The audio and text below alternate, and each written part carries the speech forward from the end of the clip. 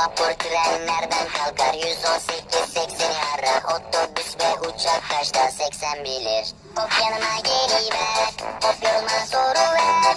118-80-80.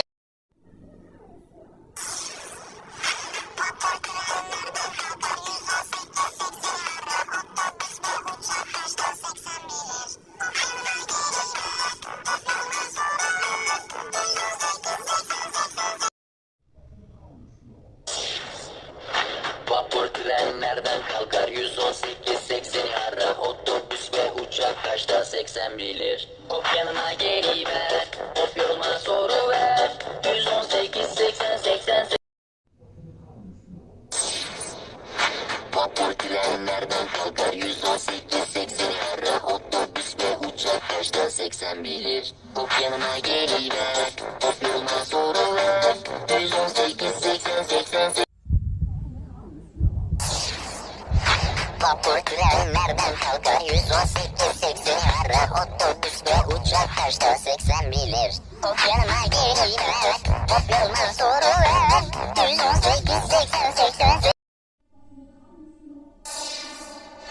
Vapur tren nereden kalkar? 118-80'i ara. Otobüs ve uçak kaçta? 80 bilir. Hop yanıma geliver. Hop yorulma soru ver. 118-80-80.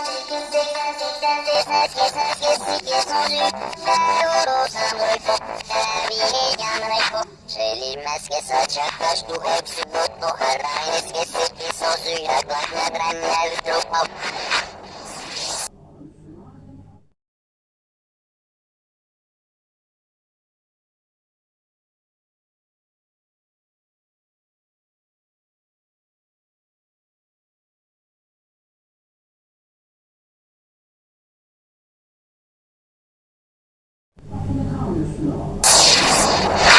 Vapur tren nereden kalkar? 118-80'i ara. Otobüs ve uçak kaçta? 80 bilir.